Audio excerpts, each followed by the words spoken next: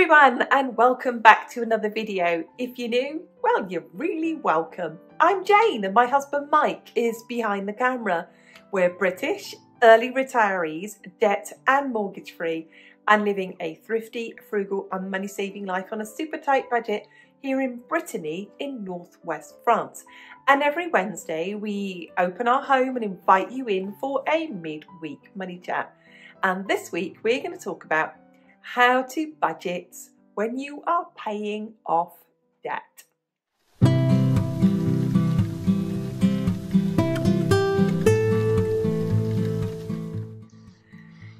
Before we get going on today's video, we do want to share with you that back in 2009 we were £45,000 in consumer debt.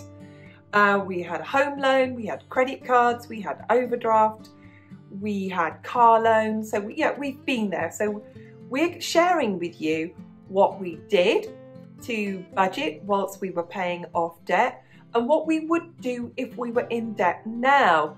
And we're certainly not telling people what to do. There isn't a right way or a wrong way to budget. There isn't a right way or a wrong way to pay off debt. There are different ways and you can choose, obviously, the one that suits you. And I'm absolutely not suggesting that anyone does it the way that we did it. We also want to add out there that it's so important to add this in, and I add this into so many of our videos. It doesn't matter how good you are at budgeting, it doesn't matter how frugal you are. If you are living below the poverty line in your country and wherever you live, you can Google that number. If you are in those circumstances, you know, it's no amount of frugality in the world will cure your poverty. The only thing, and it's a horrible thing to have to point this out, the only thing that will improve your circumstances is by improving your income to get out of that poverty. We also want to add here, because we were discussing this earlier, that isn't possible for absolutely everybody. So we wanted to put those out to begin with before we even got started on the video. We're not telling anyone what to do, we're sharing what we did, and we absolutely understand there are people trapped in poverty.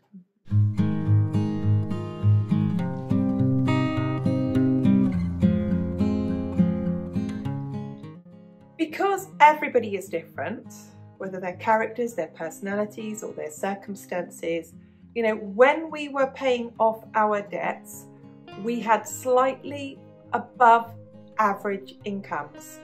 Our incomes at the time, our joint incomes before tax, was £67,000 a year. We were qualified professionals as well, so that needs to be added into the equation.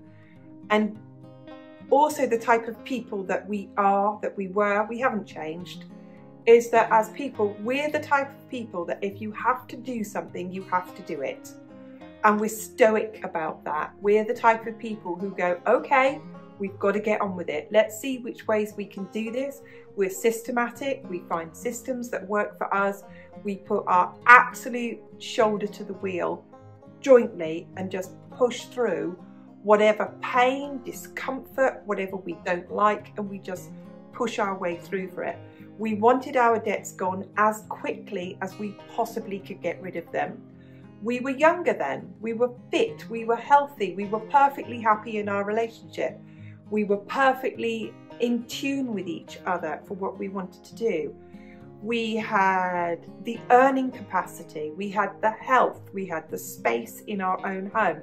And we want to put that out there that not everybody has that, everybody is different, and everybody has to work with the circumstances that they have.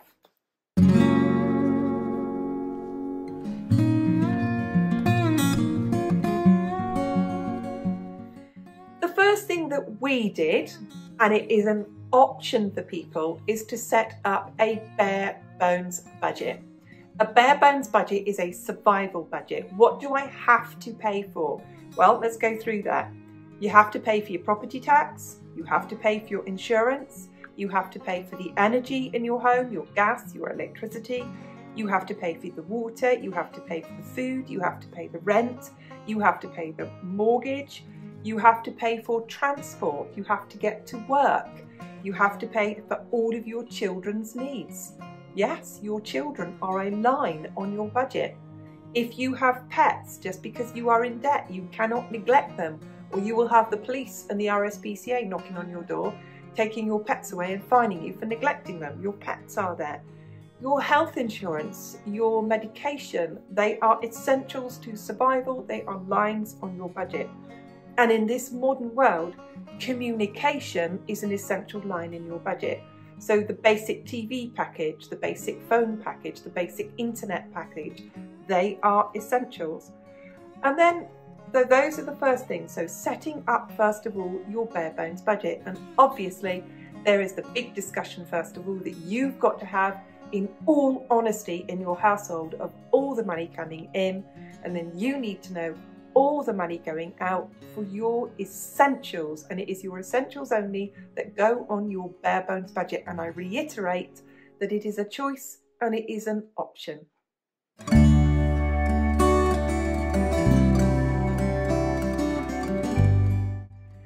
Let's talk about what you're here for. Let's talk about those lines on your budgets for debt repayments. And before I get into that, I want to stress something really important, that some debts are more important than others. Now, Mike and I never defaulted on a single payment of anything ever, but we do understand that people do, and there is no judgment on that, but these debts are more important than others. If you have arrears on your rent, if you have arrears on your mortgage, if you have arrears on your council tax or your property tax, if you have arrears onto your electricity company or the water board or the gas company, those are debts that have the first priority of anything else.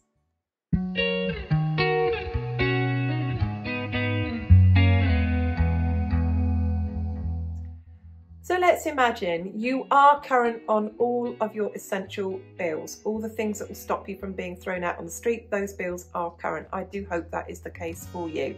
But the next thing is to list all of your debts. You've got to know all of your debts, and there are people out there in relationships and in families where one person won't know the other person's debt. And this is honesty time. You need to list all of your debts. You need to know how much it is per month for all of your debts. It's really good for you to know as well the total sum that you owe for everything. It can be quite an eye-opener. It might not be something that you have totaled. And for now, what I want you to do, which is what we did, and like I said to you all the time, it is a choice, it is an option, I'm not telling you what to do at all, is to keep paying all of your minimum payments for all of those every single month.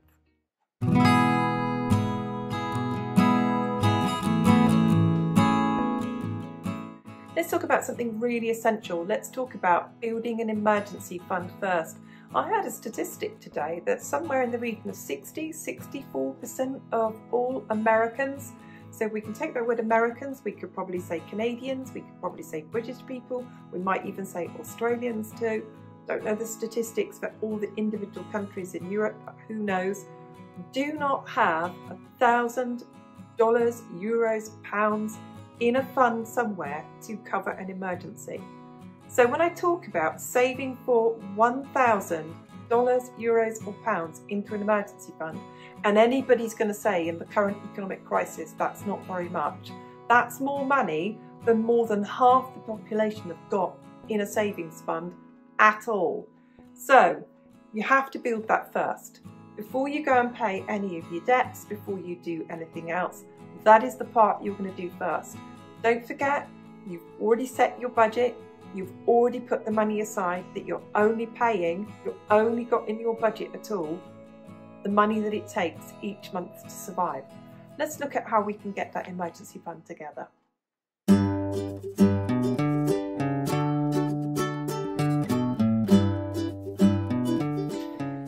When we talk about budgeting, we talk about what we do spend money on. We also need to be reminded of the things that we didn't spend money on. And these are options for you to not spend money on these things, because you'll pay off your debts faster and you'll improve your life better. And all of these things are temporary. I really want to point that out to everyone out there. You think, oh, a big sigh, big moan, oh, what a horrible life it's going to be. It's temporary. Things get better. So let's talk about non-essential spending. You're not going to be eating out. You're not going to be buying any takeaways. You're not going to buy any frivolous things that are absolutely not necessary.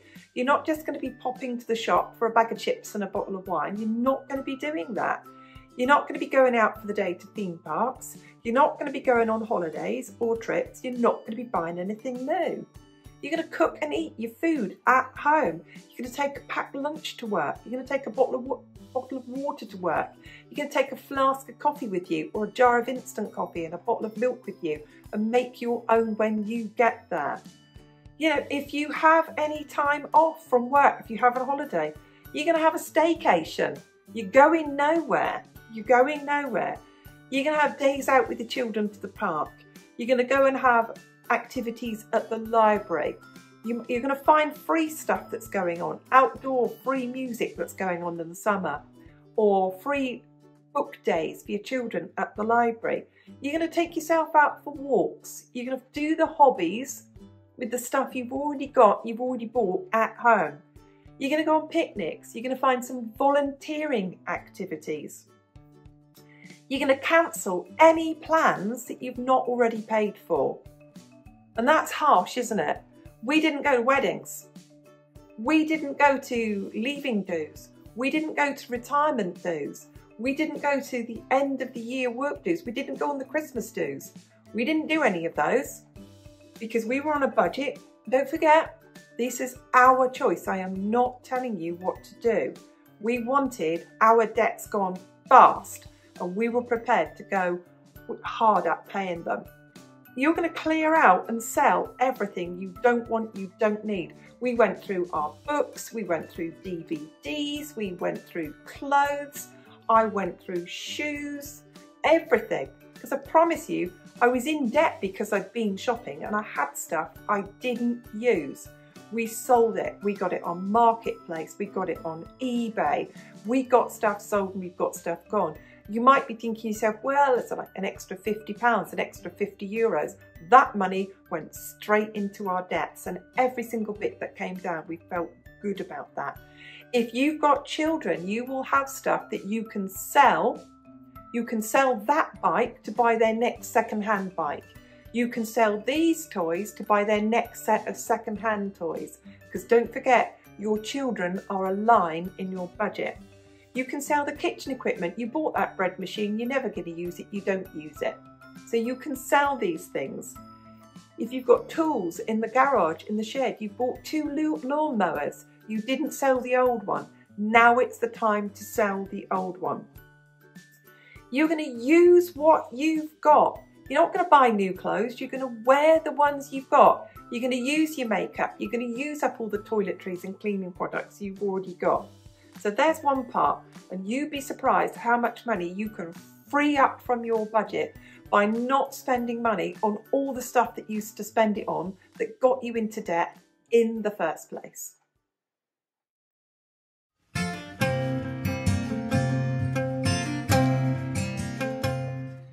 I want to throw something into the chat today about changing your mindset about needs. And if you do need something, you need a washing machine. You might, because of the busyness of your life, need a dishwasher. You might need a tumble dryer. You obviously need an oven. You need a cooker. There are things you need. And if you are in this debt repayment journey or a frugal period of your life, is to have that mindset of, okay, can I have it repaired? But if I can't, if it is beyond economic repair, if it's beyond the cost of replacing it, second hand. Many people will replace a fridge freezer, a dishwasher, a washing machine, a tumble dryer, and there is absolutely nothing wrong with it. It's in perfect working order. They just want a new one. So when it comes to looking for items for your house, the first go-to is Facebook Marketplace. And within Facebook Marketplace, there are give and take groups for free. First thing to do, especially if you are in your debt repayment journey, is put a call out and say, does anyone have a washing machine? We need one. We haven't got the money to buy one. You don't even need to tell them that. Does anyone have one for free? Or just look for the people giving them away. And we did that on our journey. I can think about the fact that we needed a dishwasher. We bought one for about £50. We needed a fridge. We got one for free. we needed a freezer, we paid about £50 for a second-hand one, and we did the same with things like a washing machine as well. So look for that first. I know you'll be thinking, like, is that something that I would go into my emergency fund for? You may have to, but it's still practical to think of, can I get it for free, or can I get it really cheaply second-hand? And another layer of second-hand is all those second-hand shops that sell things refurbished and with a warranty as well. So look at those options first. It's very much about changing your mindset around spending, even for essentials.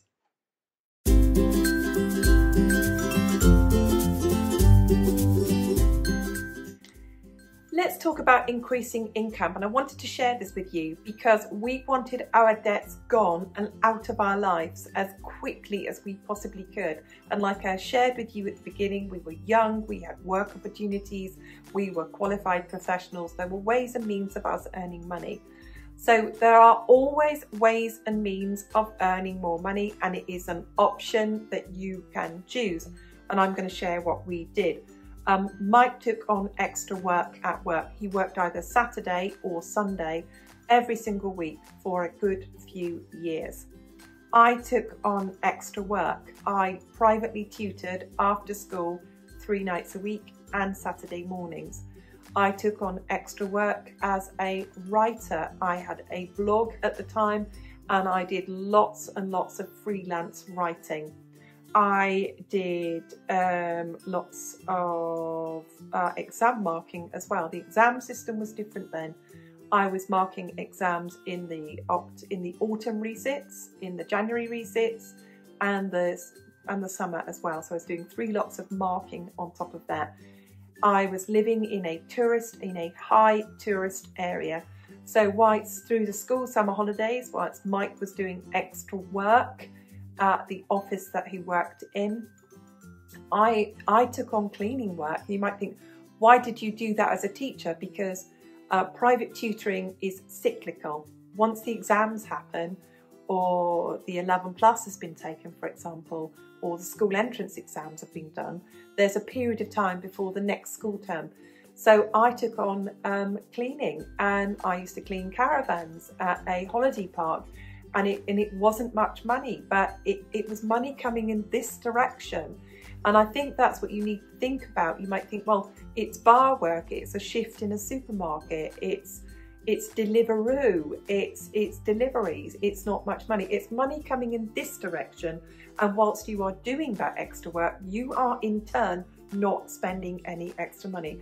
So I wanted to share that with you. And our after-tax income each year amounted to almost £6,000 extra that we brought in with the 2 of us. And it's one of the reasons that we paid off as much debt as we did, as quickly as we did, is that we took that debt repayment very seriously.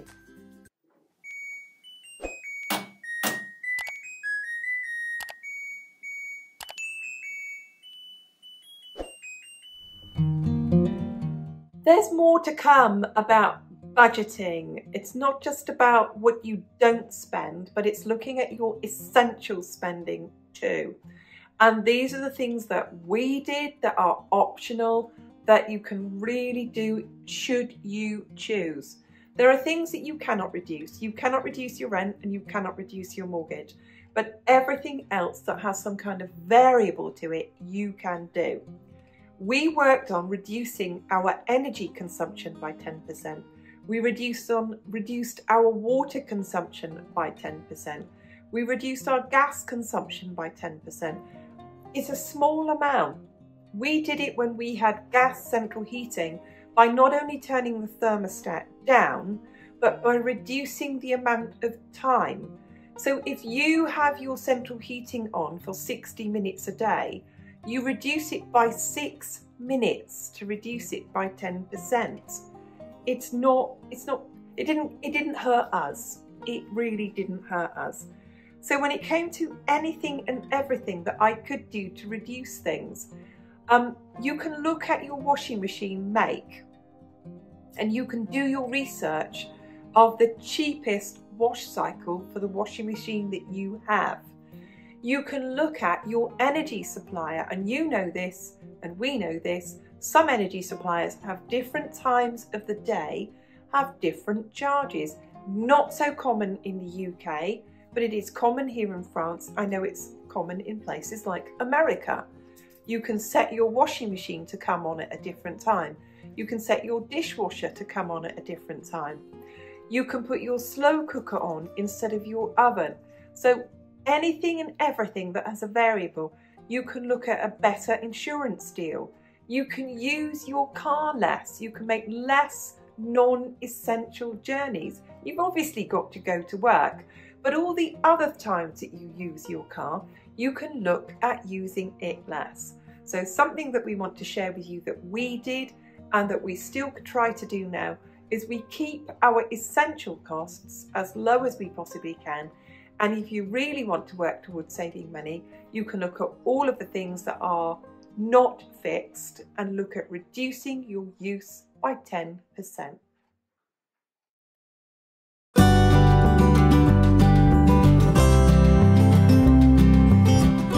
I'm aware of the fact that you could be watching me, this channel, for the very first time, and there may be things that I've shared with so many other viewers that I'm sharing with you for the first time today.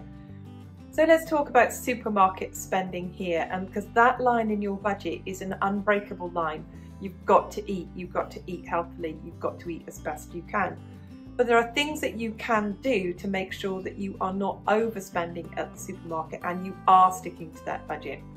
There's something that we do as a couple every week is we do a stock check every week. And that's a quick look, when you're used to it, of everything that's in the freezer, the fridge and in the pantry.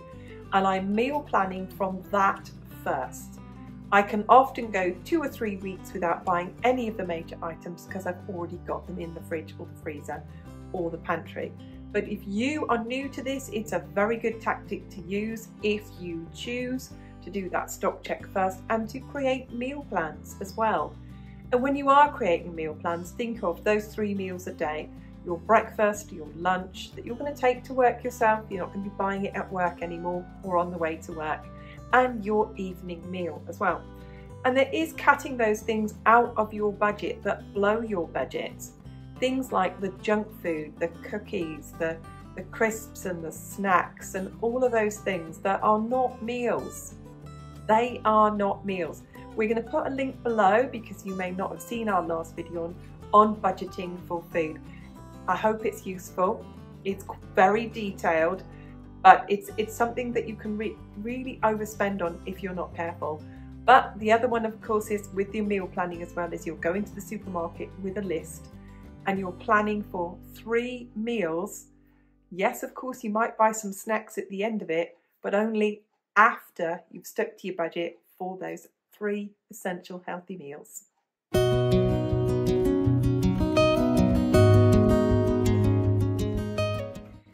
Let's talk about that big line in the budget of paying off debt. So you're making sure you've got everything right. You've got your budget right. It's a bare bones budget. You're only budgeting for the essential items. You're making sure that everything for survival and your comfort of your family is paid for. You're doing everything you can to reduce your consumption of essentials by 10%. Your emergency fund is set up. You are current on all your bills. You've done everything you possibly can to increase your earnings, and you have decreased all of your spending on non-essentials to almost 0. You've stopped all the essential spending, and now you've got that already.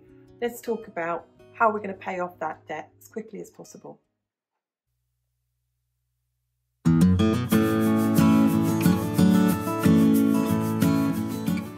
There's no right way or wrong way to pay off debt as long as you pay it all off and don't run it up again.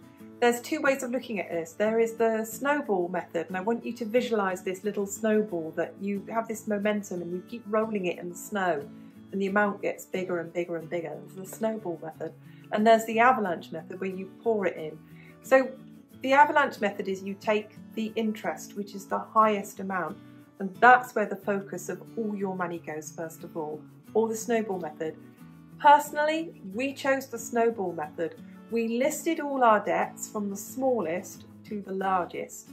We paid off our smallest first. We took all the money that we had, and we threw that, every single spare penny of it that wasn't going to survival, every single penny of that went to paying that first debt.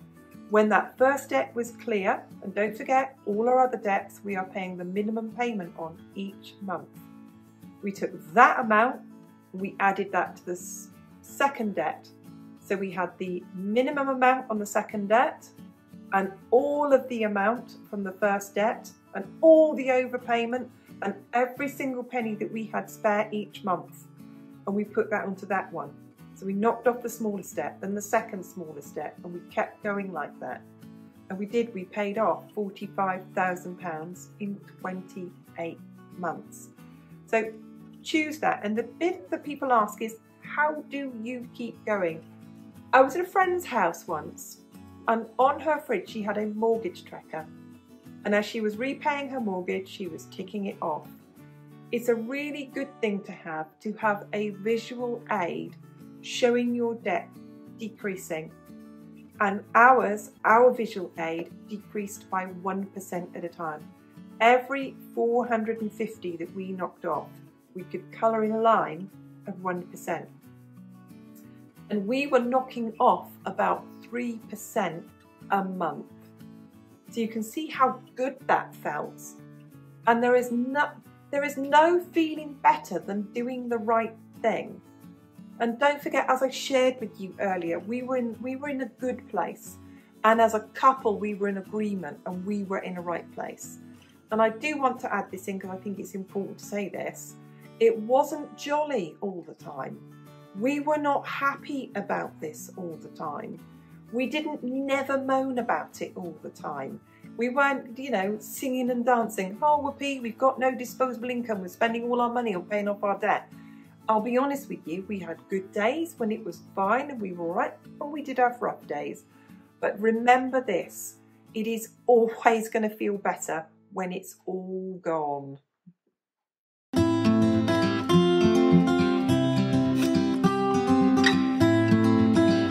We have been asked about, do you put any other savings in place when you are paying off your debts? There are some things that are non-negotiable that you are going to have to save a little bit of money aside for, even though you are throwing as much money as you possibly can at debts. And here's the big one. If you have children under the age of 18, under the age of 18, I'm not talking about your adult children or your adult grandchildren. I'm talking about the children you are legally responsible for under the age of 18. They're going to need clothing. You're going to need to put money aside for their school clothes, for their school shoes. You're going to have to put money aside for their school trips. They're going to need a birthday present and Christmas present. They're going to need those things that are essential to childhood. They're going to need to go to Boy Scouts or Girl Guides. They're going to need those essential parts of life. Yes, there's going to be some sporting activities or things that are going to need to be paid for, but you're going to have to be realistic. You're going to have to say to your children, you can do one thing once a week. That's it. You can go to Guides, or you can go to Brownies, or you can go to football club, or you can have a music lesson, but you can't have any more than that. You're going to have to be realistic with them. They're going to have a Christmas present. You're going to have to be absolutely realistic with them about the budget that there is for that present. Let them choose within that budget. There is a budget for your birthday, my darling. The budget for your birthday is, I'm saving up £30 for your birthday present. You can have anything up to that amount, but that is the amount. You have to be realistic. When it comes to things like teenagers needing a mobile phone, they might have to have your old one. They might have to have Granny's old one. They might have to have the second-hand one. They sure as heck ain't getting the latest iPhone. That's the budget. That's the reality. You might have to go out and buy them the cheapest dumb phone that you can buy them, just so they have a means of emergency communication on their way home from school. You're going to have to be realistic about that. What other sinking funds would you need? Hopefully, if you've got some kind of warranty on your car, the big things may be covered. The things that are essential that you pay for is your transport. And if your car is your only transport, if you live where there is no other means of transport, You need to keep that car on the road no matter what. Therefore, you will need to put the money aside each month for the service each year. You will need to put the money aside. Here in France, every 2 years we have a control technique. It's legal, you have to pay for that.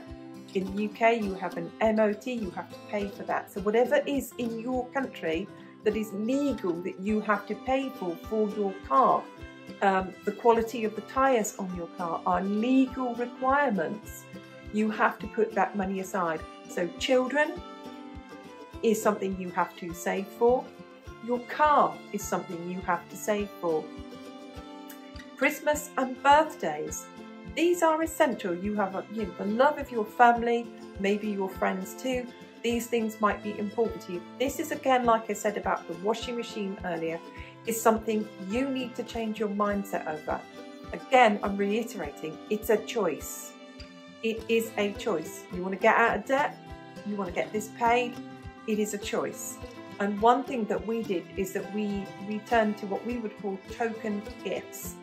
When we were repaying our debt, what I did for everybody is I made everybody for Christmas as a present, I made everybody a really nice Christmas cake. I made everybody a jam. I made everybody some marmalade. Those kind of token gifts. I made people Christmas gifts, and we gave people small token gifts on their birthday. For example, taking a parent a card and a bunch of flowers, or a bottle of wine, or a box of chocolates. So it was a mindset shift that we weren't going to do these things, that we would just buy somebody whatever we wanted and stick it on a credit card, because we were paying off debt, we were not running up debt.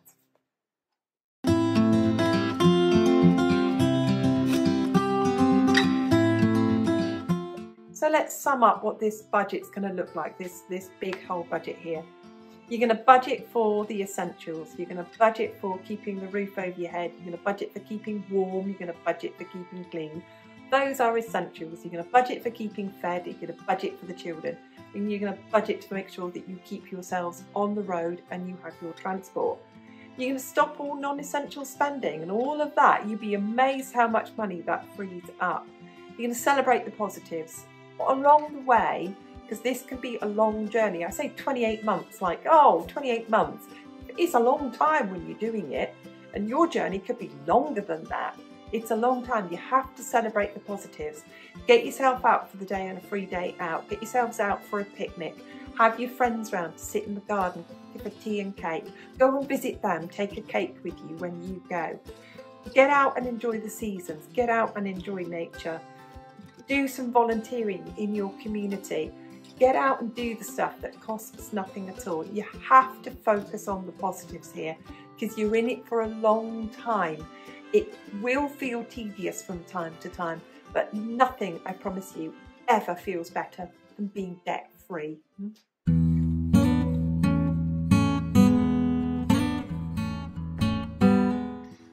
So what changes immediately when you get debt-free? It's best advice that nothing changes, that you stay on the same budget that you were before, and that you throw all of the money that you were putting into debts over the next few weeks or months into building a more substantial, sensible emergency fund.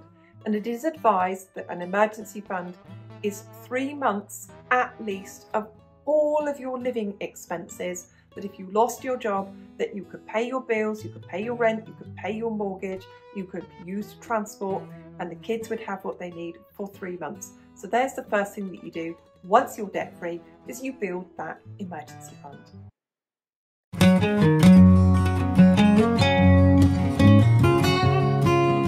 Next step, so you never end up in debt again, is once you've got that emergency fund set up, that you recalibrate your budget.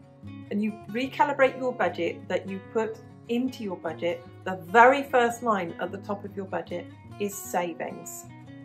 We save 10% of our budget. If we were working and still had the incomes that we had previously, it would be a lot higher than that.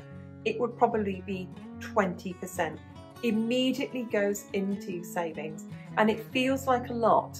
But if you don't have that in savings, you will, or might, I add, you might end up in debt again. It is those savings that you use to pay for repairs to your bathroom. It is those savings that pay for the sofa that needs replacing. It is those savings that goes towards your new car that you pay cash for in the future. It's a real big change, but the next thing you do when you're debt free is you recalibrate your budget, and the first line is always savings.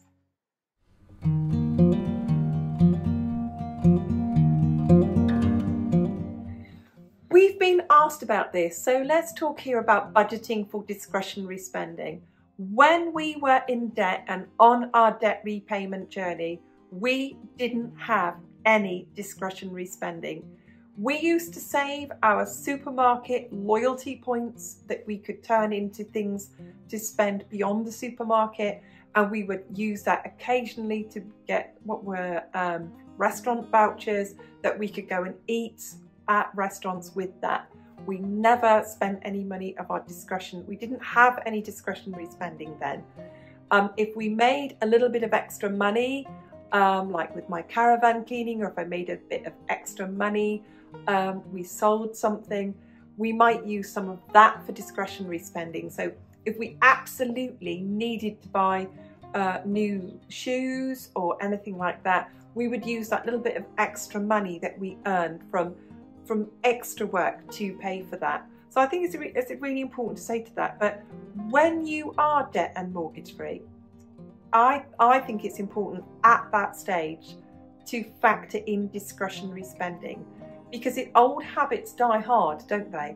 If you are a spendy person and used to just spending money, it's really important not to fall back in that. And by having a discretionary budget, then what Mike and I do is we take it as cash. We take out of our account 50 euros each a month, but we can spend that on anything we want. If we want to go to the store and pick up a bottle of wine, a bag of chips, and a bar of chocolate, we have that discretionary budget and we can do that. That is our choice to do that. If I want to go and buy fabric for crafting, we can do that. We can spend our discretionary spending on whatever we want. But I think it's important to add at the end of this video that you don't want to slip back into old habits of overspending, and you certainly don't want to slip back into old habits of getting back into debt again.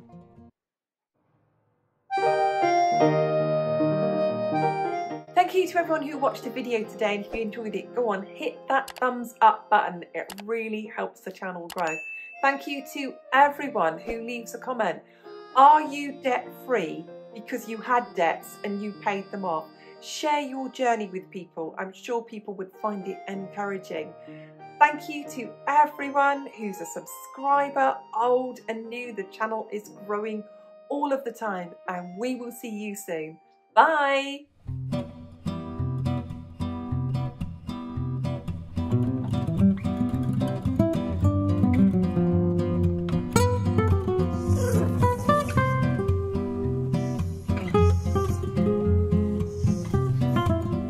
Ah!